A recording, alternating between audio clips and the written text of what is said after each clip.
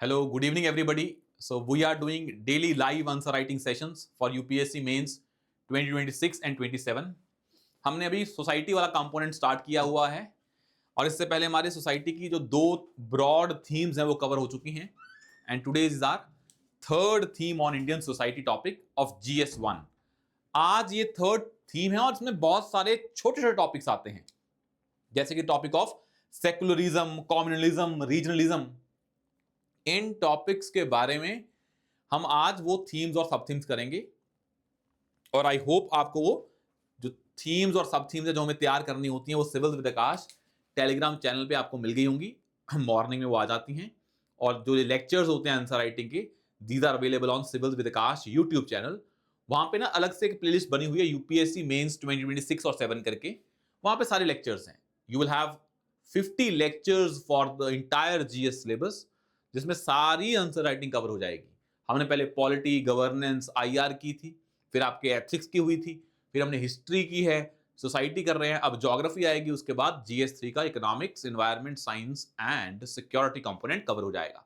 Then you will be done with the GS syllabus की entire preparation जहां आपने 50 दिन में अच्छे से वो तैयारी की है. And I told you in the earlier sessions also कि ये एग्जाम की तैयारी आप जितना मर्जी पढ़ लें, लास्ट में 50 दिन में आपको ये कंसोलिडेट करना ही होता है जो आपने पढ़ा है. ये एक्चुअल तैयारी होती है 50 दिन की, व्हेन यू रियलाइज कि भाई कौन सी चीजें एक्चुअली एग्जाम में यूज होती हैं. अदरवाइज तो हम पढ़ते तो बहुत कुछ रहते हैं. Now without wasting further time let's discuss about the theme that is a theme of communalism which is in the syllabus. इस पे क्वेश्चन बहुत बार आया है और आ भी सकता है, तो we will do a first theme on a communalism topic. क्योंकि इस पे चीजें थोड़ी सी पॉलिटिकल भी हैं, पर क्योंकि हम इसको बड़े थ्योरेटिकल वे में करेंगे कि जो हमारी अंडरस्टैंडिंग है कि क्या इंडिया में कम्युनलिज्म की प्रॉब्लम एग्जिस्ट करती है कि नहीं, तो पूछ सकते हैं टू व्हाट एक्सटेंट. अगर मैं स्ट्रेट फॉरवर्ड क्वेश्चन बनाऊं, टू व्हाट एक्सटेंट ये कम्युनलिज्म की जो थीम है, टू व्हाट एक्सटेंट लिख लें आगे, to what extent does regionalism promotes. अब बड़ा इंपॉर्टेंट है ये, मैंने लिंक कर दिया किसको, रीजनलिज्म को कम्युनलिज्म से. यूपीएससी ऐसी करती है. To what extent regionalism further promotes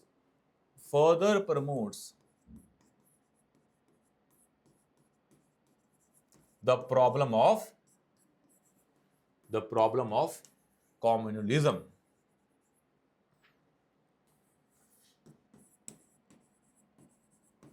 कि ये दोनों आपस में कैसे लिंक है, कि रीजनलिज्म से कम्युनलिज्म कैसे प्रमोट होता है.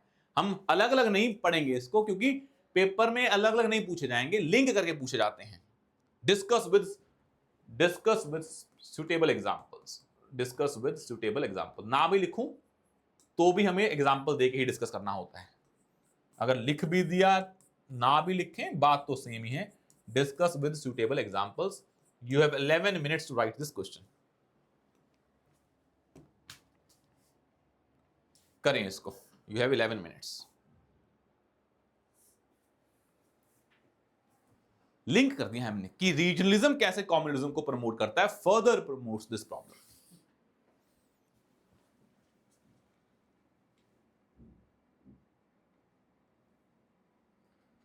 ठीक है, करें इसको.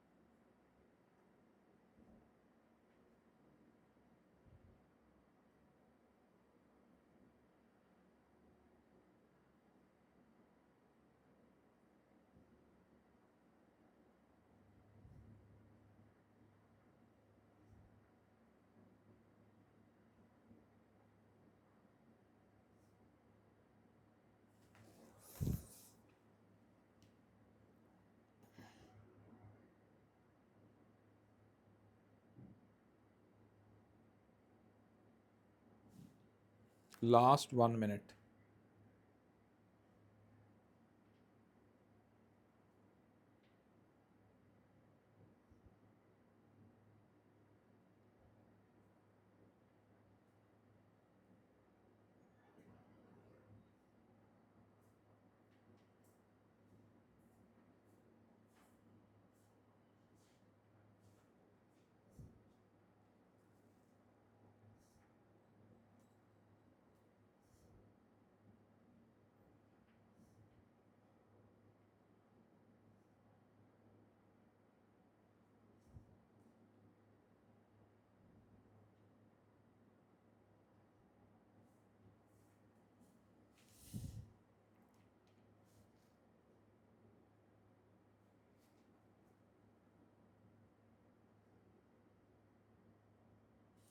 Last 10 minutes.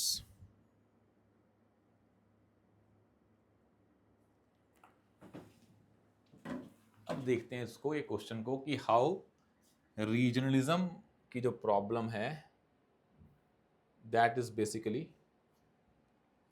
Promoting the problem of communalism. ये लिंक करना बड़ा इंपॉर्टेंट है। कॉम्युनलिज्म क्या होता है? When there is a tension between communities. Communalism का एक आइडिया है कि व्हेन देयर इज अ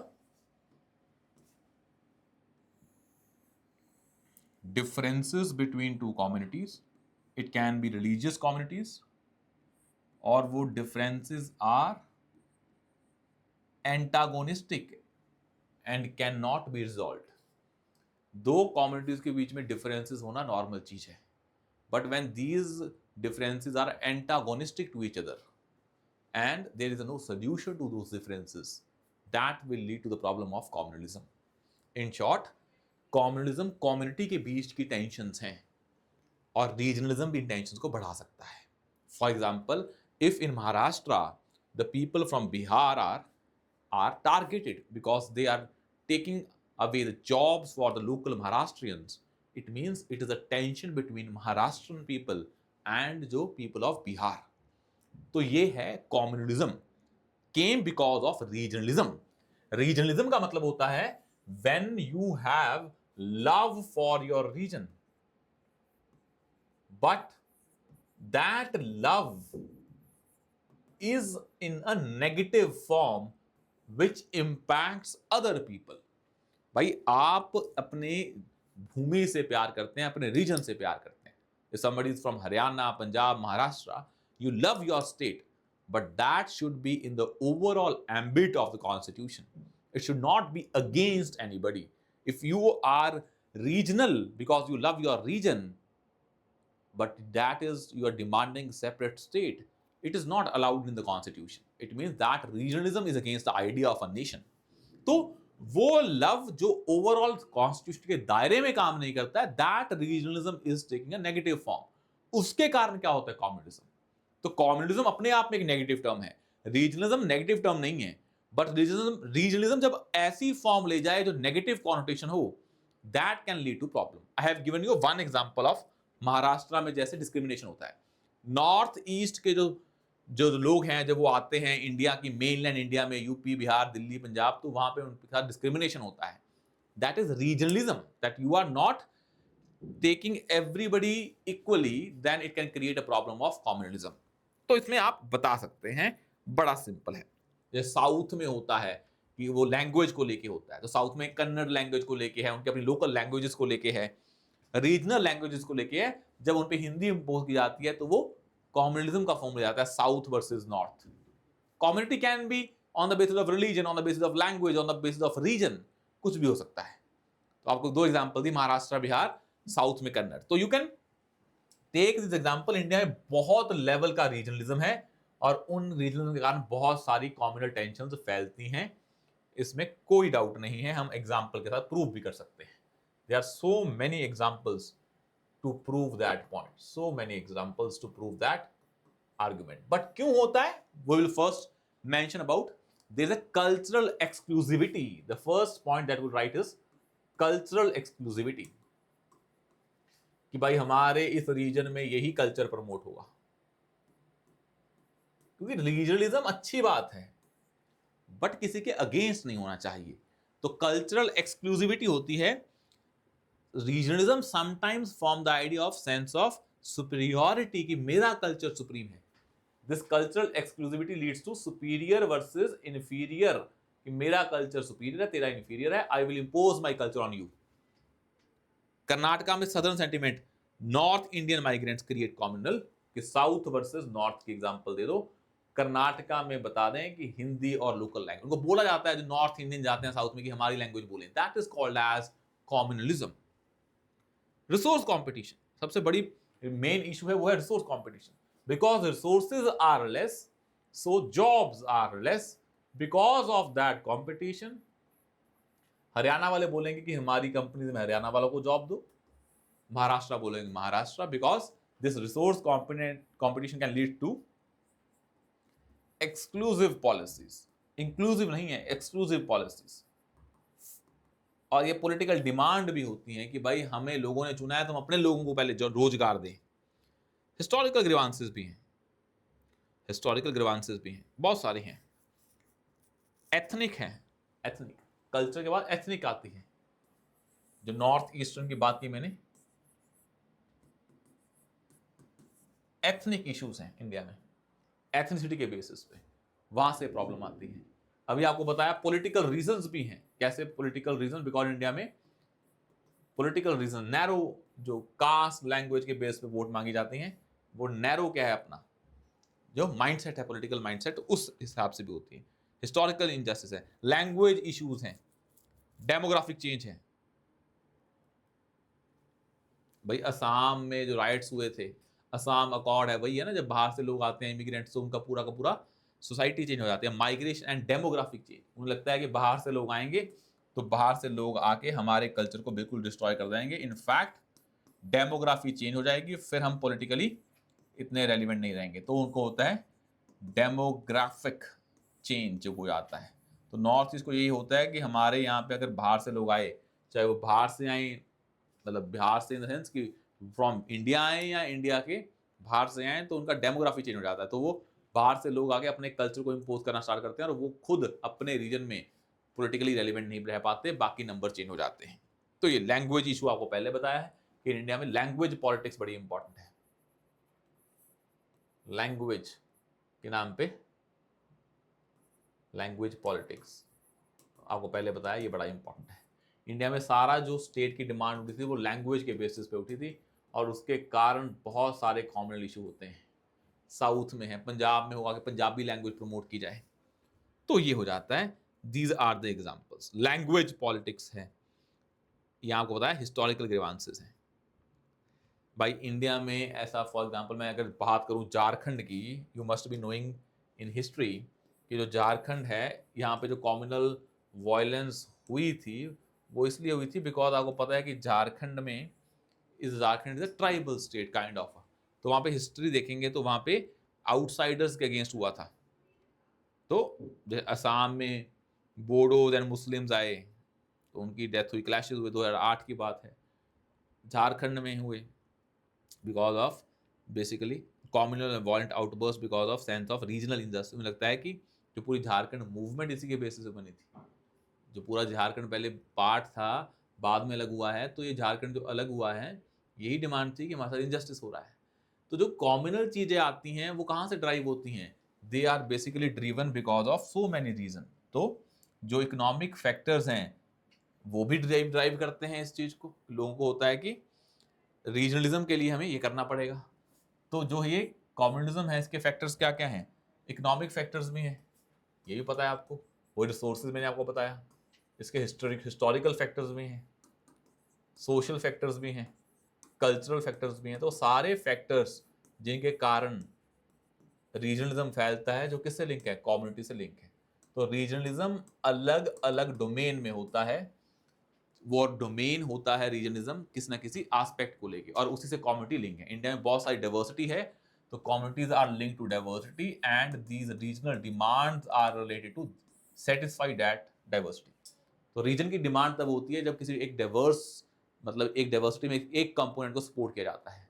तो ये समझ लें, रीजनलिज्म मतलब supporting a component of diversity, and that component of diversity basically leads to conflict with the other component of diversity that leads to a communal tension because of regionalism in India. ये है पहला aspect. अब करते हैं दूसरा question that is also very important. ये मैं आपसे पूछता हूं, जैसे पूछा जाता है कि रीजनल पार्टीज बन रही हैं, अब ये होगा कैसे regionalism and communalism are linked to each other. एक सिंपल सा क्वेश्चन बनता है जो कि बन भी सकता है बाद में, communalism is often a result of socio economic inequalities. ये सिंपल सा क्वेश्चन आ जाए तो कैसे करेंगे इसको?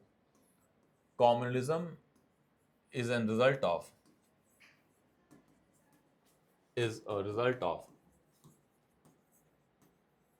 Socio economic inequalities. क्या ऐसा है? Socio economic inequalities.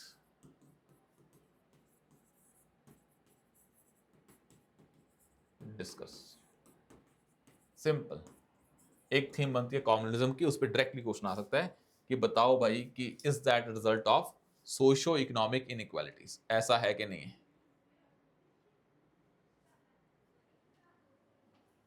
या और भी फैक्टर है, डिस्कस करना है, क्या तुम्हें लगता है ऐसा है?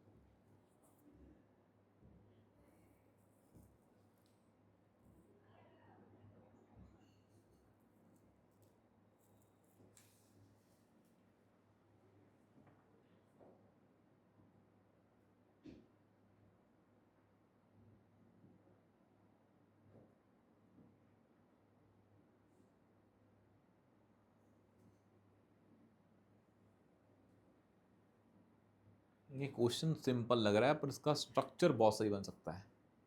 जब क्वेश्चन बड़े स्ट्रेट फॉरवर्ड हों, आंसर आपको बड़े ही मल्टी डायमेंशनल बनाने पड़ेंगे, बिकॉज डिस्कस वर्ड है इसमें।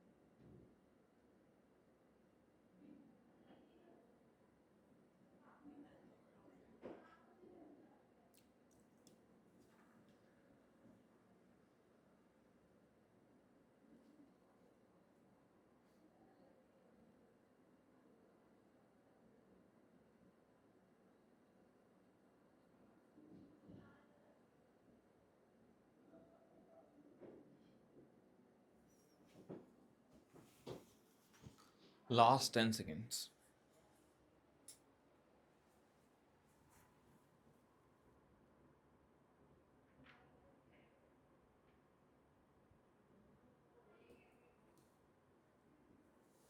अब देखें इस क्वेश्चन को। क्वेश्चन कह रहा है communalism is a result of socio economic inequalities, बताएं। अब ना आप एक चीज समझें, इस क्वेश्चन को एड्रेस करने का एक तरीका है कि आप इसको सत्य मान लें और प्रूव कर दें कि हाँ भाई सोशो इकोनॉमिक फैक्टर्स इनइक्वालिटीज ही हैं जो क्या प्रमोट करती हैं कॉम्युनलिज्म,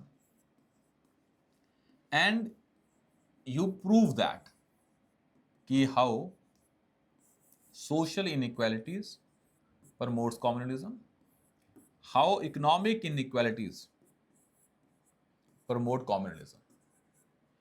दूसरा तरीका है ये दिखाना कि ये तो दिखाई दें पर बोले these are the one of the reasons, communism is not the result of this, these when combined with other factors leads to communalism। तो आप ये दिखाएंगे कि हाँ भाई कैसे सोशल इनइक्वालिटी से कम्युनिज्म आ रहा है विद एग्जांपल, आप दिखाएंगे कैसे इकोनॉमिक इनइक्वालिटी से कम्युनिज्म आ रहा है, पर ये भी दिखाएंगे कि these factors sometimes combine with other factors lead to communalism. Communalism एक काइंड ऑफ एन आइडिया है जो हम मान रहे हैं सोशो इकोनॉमिक फैक्टर्स के कारण आ रहा है, बट ये idea can also be further strengthened by other factors.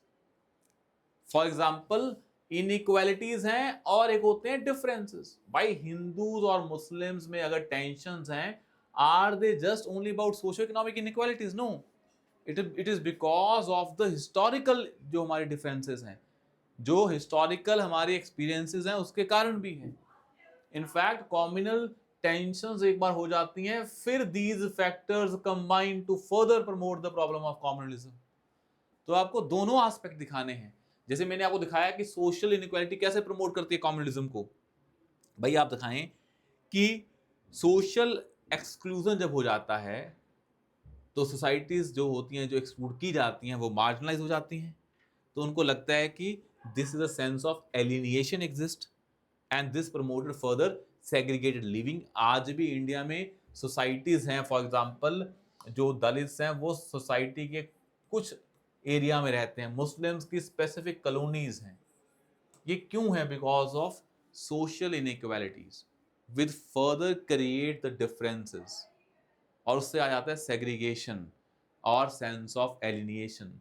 And this of sense of alienation shows that कि हमारे को तो दबाया गया है, and this sense of alienation further aggravates this problem of communalism. The same, this idea of social inequality leads to social exclusion, या कह लो ghettoization. This word is used. Social exclusion या ghettoization, GHETTOIZATION. Ghettoization, it means, simply means when you started living isolated societies for marginalized, when they get separated from the mainstream society, अलग रहना। ऐसे गेटोइजेशन, पूरी society में एक जगह पे क्या रह रहे हैं, मुस्लिम्स रह रहे हैं, यू आर सेपरेटिंग देम। फिर लगता है कि हम उनका पार्टी नहीं है। जब उनका पार्टी नहीं है ना, उनके हम बीच में आके रह सकते हैं, that creates a differences into disputes which can not be solved. Differences हर जगह होते हैं, बट डिफरेंसेस जब डिस्प्यूट्स में चले जाएं और उसका सोल्यूशन भी ना हो, that is called as communalism. Cultural dominance, आपको बताया अभी पहले वाले एग्जांपल में भी, कल्चरल डोमिनेंस। सोशल में क्या आता है? कल्चरल डोमिनेंस, मतलब आपने कल्चरल डोमिनेंस क्या आप बोला कि भाई हमारा जो हिंदी कल्चर सुप्रीम है, साउथ पे आप इम्पोज कर रहे हैं, तो आ जाता है असेस टू जस्टिस। भाई जब तुम्हारी कम्युनिटीज के पास जस्टिस को असेस करने का कोई मैकेनिज्म नहीं होंगे, फिर उनको लगता है हमारे साथ इनजस्टिस हो रहा है। तो if there is no fair justice in the society, access to justice is limited, legal system भी बायस हो जाए, तो उन्हें लगता है कि self defence is the best way. तो ना ये कम्युनलिज्म तब आता है जब उनको लगे कि हमारे साथ जो गलत हो रहा है उस गलत को नॉर्मलाइज कर दिया गया है, there is no solution for that, then in the self defense they have to protect, in the self defense they have to follow this violent mechanism called as communalism. तो इंसान वायलेंस का use करता है when the differences turn into disputes which cannot be resolved. तो आप बताओगे कैसे ये वायलेंस वाली जो स्ट्रेटेजी है, why these communities social basis पे क्यों अडॉप्ट करते हैं? इकोनॉमिक बेसिस आप बोल सकते हो कि भाई इकोनॉमिक डेप्रीवेशन, जब भाई तुम्हें एज पर सच्चर कमेटी रिपोर्ट कि मुस्लिम्स इकोनॉमिक फील्ड में एक्टिव ही नहीं है, they are in a very menial jobs, unemployment poverty ज़्यादा है, रिसोर्स कॉम्पिटिशन है तो उसमें वायलेंस क्लैशेस होते हैं, lack of economic opportunities and economic deprivation for the very basic necessities of life. तो आपने सब बता दिया इसमें इकोनॉमिक में. हाँ ये तो होता ही है. When the particular community is excluded from the economic sphere, then they will be having the unemployment and poverty issues. That is totally economic alienation or deprivation. That shows that they can't be having a decent standard of living in the society. और इसके अलावा भी बहुत सारे factor हैं. Socio economic एक factor है, एक है हिस्टोरिकल फैक्टर्स, एक है जो आइडिएशनल फैक्टर्स, एक है जो उनके cultural factors. All these factors further combine to create the problem of communalism. तो सोशो इकोनॉमिक फैक्टर्स भी हैं और बाकी फैक्टर्स भी एग्जिस्ट करते हैं, ये आपको याद रखना है. रीजनलिज्म हमने कर लिया है, रीजनलिज्म पे कर लिया है, कॉम्युनलिज्म पे कर लिया है. एक कर लें ग्लोबलाइजेशन पे. Discuss the next is discuss the socio cultural shifts. discuss the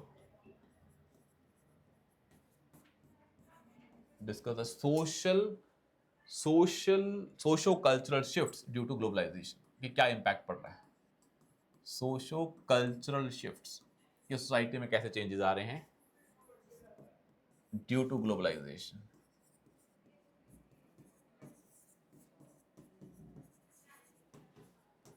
Discuss the socio-cultural shift due to globalization in India. And what are the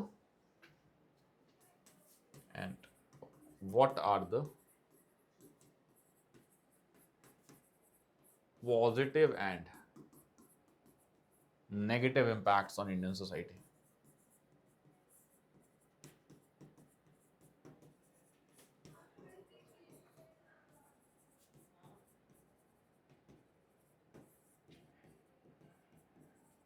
करें इसको.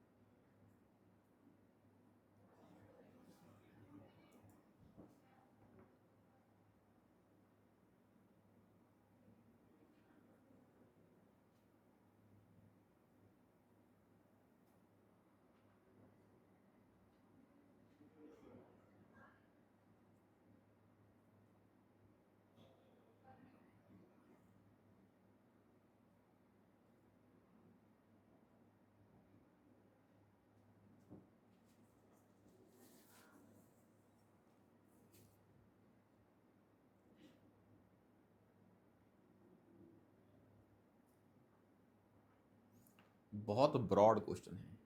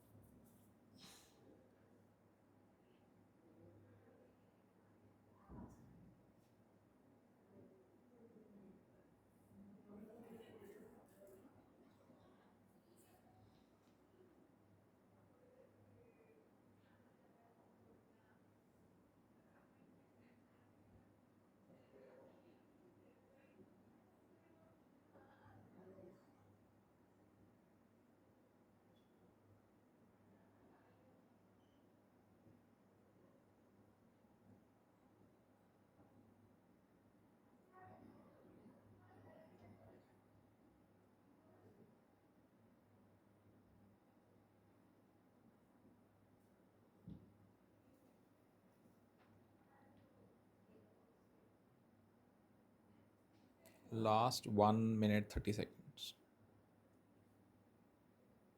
करें इसको।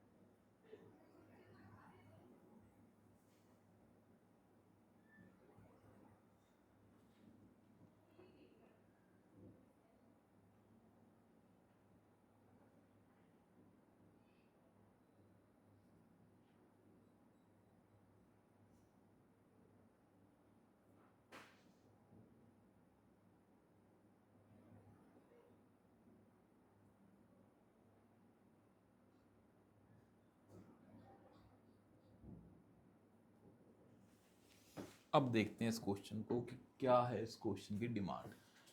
Discuss the socio cultural shifts due to globalisation.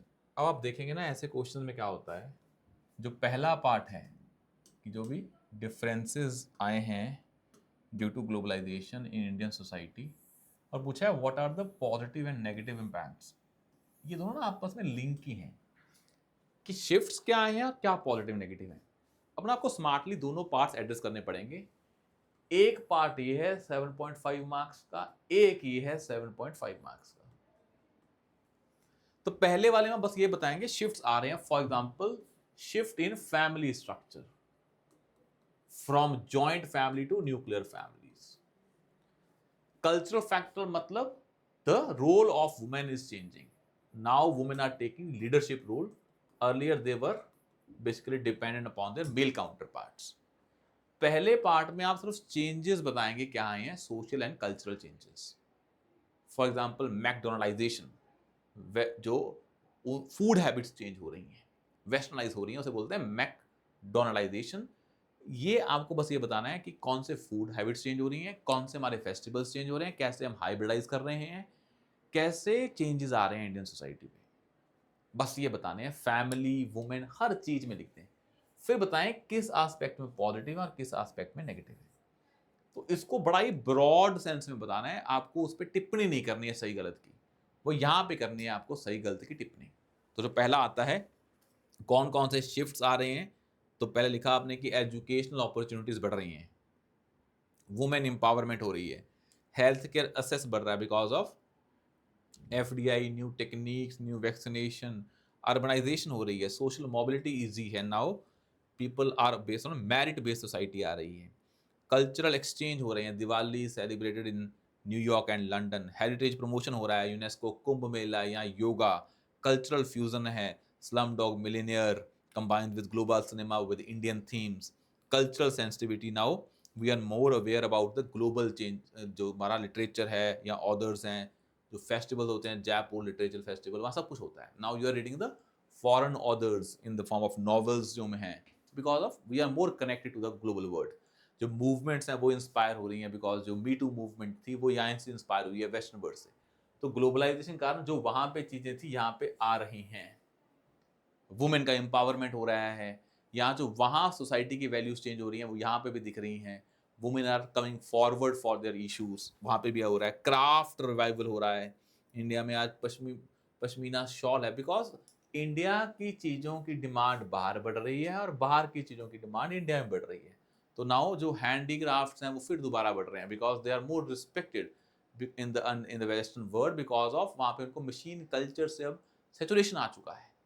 तो जो creativity है उसको recognise किया जा रहा है, इंडिया में पहले भी था, वो वेस्टर्न वर्ल्ड के कारण और उनकी डिमांड बढ़ रही है। तो ये सब कुछ लिख सकते हैं आप, फैमिली टू वुमेन टू जो हमारा क्या है सोशल मोबिलिटी, अब मेरिट बेस्ड सोसाइटी हो रही है, कंटैक्ट्स कम हो रहे हैं, कास्ट का रोल कम हो रहा है, ये सब चीज़ बताएँगे। फिर बताएँगे किस सेंस में पॉजिटिव है और किस सेंस में नेगेटिव है। बट पहले ये बताना पड़ेगा कि पहले 10 पॉइंट लिख के इसमें आप ऐसे करें 8 पॉइंट लिख दें विद एग्ज़ाम्पल कि इंडिया का जो कल्चर है, ट्रेडिशंस हैं, योगा वो बाहर प्रमोट हो रहा है, इंटरनेशनल योगा डे। फिर बता दें पॉजिटिव्स एंड नेगेटिव्स जो भी शिफ्ट हो रहे हैं, उसको बता दें। तो नेगेटिव्स क्या हैं और पॉजिटिव्स क्या हैं? आपको ये स्मार्टली करना पड़ेगा because these 2 parts are linked to each other. जब ऊपर बता रहे होंगे तो पॉजिटिव ना बताएँ या फिर ये करें, ये बता दें क्या चेंजेज़ आ रहे हैं और कैसे वो चेंजेज़ पॉजिटिव है, फिर बता दें नेगेटिव। या ऐसे कर लें।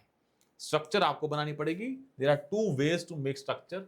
बेटर यही है आप पहले क्वेश्चन को अलग से एड्रेस करें और ट्राई टू इंश्योर कि पहले पार्ट में बस ब्रॉड शिफ्ट्स बताएँ और कुछ ना बताएँ। फिर दूसरे पार्ट में पॉजिटिव और नेगेटिव बताएँ क्योंकि शिफ्ट्स आपस में इसी से लिंक हैं। तो इसको ऊपर लेके यहीं पे साथ में भी एड्रेस कर सकते हैं, बाद में नेगेटिव करते हैं। नेगेटिव ये करेंगे कि इंडिया में जो बहुत सारे लोकल लैंग्वेजेस हैं वो डिस्ट्रॉय हो रही हैं because of adoption of one uniform language जो इंग्लिश है। फैमिली टूट रही है, फ्रेगमेंटेशन हो रही है। नाउ अर्बन माइग्रेशन से क्या डिस्ट्रेस बढ़ रहा है, डिप्रेशन बढ़ रहा है, हेल्थ पे इम्पैक्ट पड़ रहा है, लाइफ स्टाइल डिसीजेज आ गई हैं। अब कम्युनिकेबल डिसीज कम हो गई हैं, नॉन कम्युनिकेबल बढ़ गई हैं। लैंग्वेज का डिक्लाइन हो रहा है, इकोनॉमिक इनइक्वालिटी है, सोसाइटी में मोबिलिटी है पर वो रिच और पुअर में डिवाइड आ गया है। कल्चर होमोजेनाइजेशन है, हम वेस्टर्न कल्चर को बिना किसी लॉजिक के अडॉप्ट कर रहे हैं। cultural homogenization, cultural commodification because now everything is being sold, चाहे वो फेस्टिवल्स हो, चाहे वो रिलीजन हो, तो अब वो बोल सकते हैं। तो यहाँ बोलेंगे कि everything has become materialistic word बन रहा है, मतलब Indian society is becoming more materialistic. पहले वो स्पिरिचुअल हुआ करती थी, तो उसके कारण जो ये है कमोडिफिकेशन हो रही है हर चीज़ की, फेस्टिवल, कल्चर, रिलीजन की। रिलीजन में भी यू हैव दर्शन करने वहाँ पे टिकट कल्चर आ चुका है। The rich can afford that, poor can't afford that. तो ये सारी चीज़ें आपको नेगेटिव में भी बतानी है, पॉजिटिव में बतानी है। पहले बेटर है शिफ्ट बताएं, साथ में पॉजिटिव बता दें, बाद में नेगेटिव बताते रहें। कि नाउ लाइफस्टाइल डिसीजेज आ रही हैं, तो इंडिया में कैसे अब नॉन कम्युनिकेबल डिसीज क्या हैं, बढ़ रही हैं, बर्डन कम्युनिकल कम हो रहा है बिकॉज ऑफ जो हमारा क्या है फास्ट फूड कल्चर है वो ला रहा है। तभी तो हम टैक्स लेके आ रहे हैं कि हम टैक्स लगाएंगे, कौन सा, फैट टैक्स लगाएंगे। ये सारे आइडियाज इसी वजह से ही आ रहे हैं जो आपको ध्यान में रखने हैं। तो पॉजिटिव भी रखें और नेगेटिव भी रखें। You have so many examples of that, but structure was a main component in this. ठीक है, तो now with this we are done with the society component. जो आपका GS1 का सिलेबस है वो आपका खत्म हो चुका है। अब इसके बाद स्टार्ट होगा ज्योग्राफी और फिर इकोनॉमिक्स जो है GS3 वाला पेपर स्टार्ट होगा। Thank you so much, will see you soon in the next sessions.